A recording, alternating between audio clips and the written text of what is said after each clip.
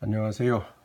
오늘 이 시간에는 3장 정보 표현에 대해서 살펴볼 겁니다. 정보 표현이라고 하는 장은 쉽게 얘기하기가 좀 어려울 수도 있을 것 같습니다. 근데 여러분들이 공부하는 데 있어서 앞으로 IT를 공부하고 컴퓨터를 이해하는 데 있어서 가장 기본적인 기초적인 그런 부분이라고 생각을 해야 될 것 같습니다. 좀 어렵더라도 어느 것들을 익혀가야 되는지 잘 정리를 해 두실 필요가 있겠습니다. 컴퓨터 시스템에서 일단 이 정보라는 의미를 먼저 한번 살펴봐야 될 필요가 있겠죠. 정보는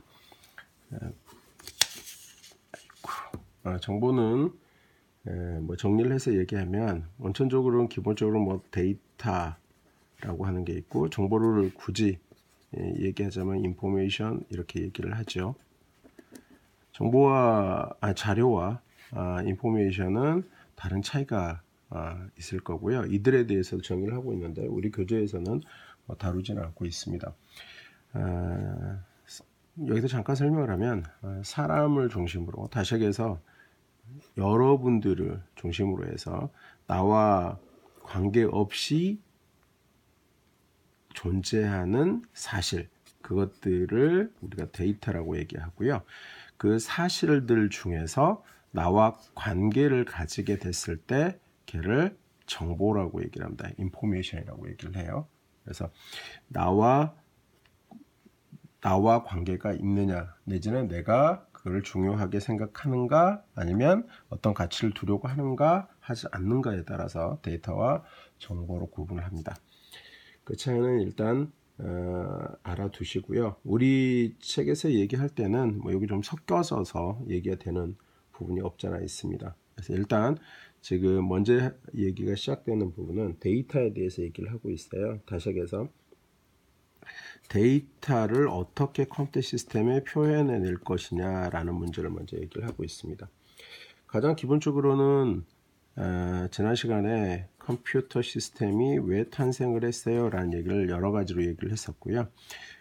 컴퓨터라고 하는 정말 원래 의미에만 맞춰놓고 얘기를 하다 보면 계산한다는 의미가 있어요. 이런 얘기를 했고요. 이것은 결국 숫자라고 하는 거하고 관련이 있어요. 결국은 숫자를 처리하는 기계예요. 뭐 이렇게 얘기할 수 있다고 그랬습니다. 물론 오늘날에 와서는 단순하게 숫자만 처리하는 기계라고 표현하는 건 무리가 있어 보이죠. 근데 이런 개념에서 살펴봤을 때 아주 단순하게 생각을 해봤을 때 사람들이 빠르게 숫자 처리할 수 없는 것을 사람들이 처리할 수 있게끔 했다라는 측면에서 접근을 해보면, 그러면 이 컴퓨터 시스템에는 당연히 우리가 사용했던 숫자를 어떻게 집어넣을 거냐는 문제가 있을 거예요. 근데 사람이라고 하는 사람들이 사용하는 숫자 체계는 여러 가지 숫자 체계가 있었습니다만 가장 여러분들이 많이 알고 있는 거 십진수, 십진법 이런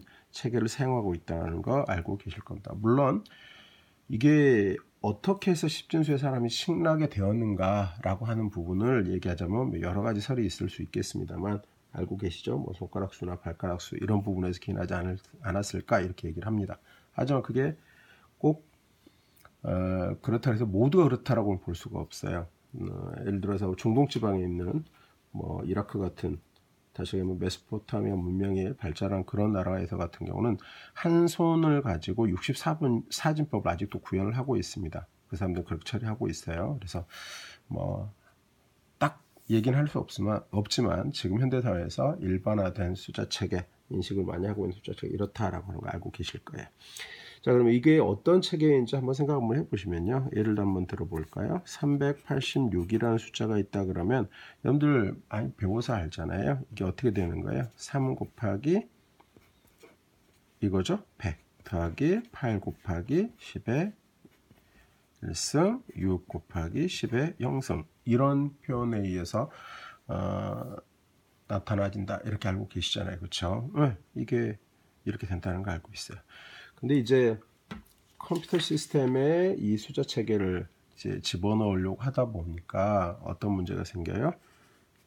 이걸 그냥 이렇게 넣기는 쉽지가 않았죠. 뭐 여러 가지 이유가 있겠습니다만 컴퓨터 시스템이 기본적으로 전기를 사용하는 거죠.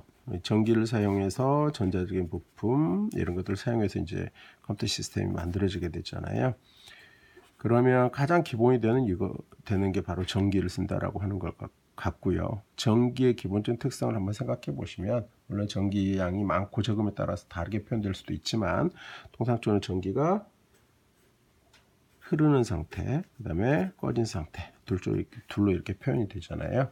그래서 이런 형태로 표현이 되다 보니까 이거를 숫자로 대응시켜서 생각을 해보면 켜진 상태를 1, 꺼진 상태를 0. 물론 뭐 뒤집어서 생각할 수도 있죠. 나는 꺼진 상태를 1로 하고 켜진 상태를 0으로 할 거야. 뭐 이렇게 해도 할 수도 있었겠죠. 근데 지금 현재 일반적으로는 이런 형태로 표현을 하고 있습니다. 그래서 다음 시간에 교수님이 이제 실제 보여드릴 건데, 이런 전구가 있다고 한다면 한번 생각해 보시죠. 전구가 켜졌어요.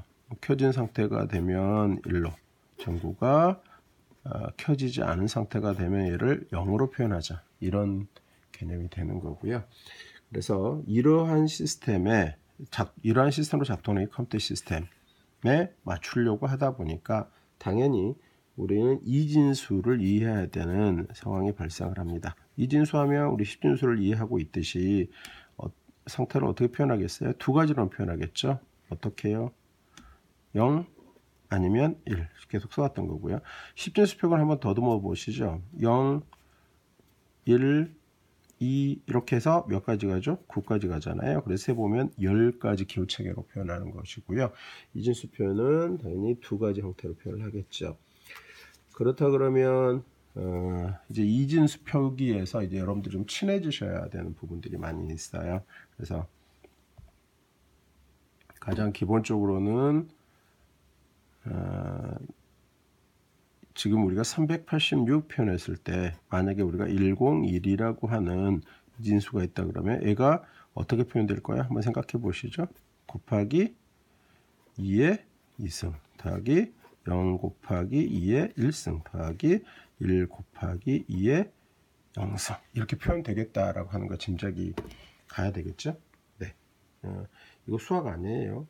지금 이런 거 보고 이제 수학이라고 생각하고 겁먹는 친구들 또는 겁먹는 학생들이 종종 있는데요. 그렇게 생각 안 하시고요. 그냥 기호를 표현하는 체계를 이렇게 표현한다라고 보시면 되고요.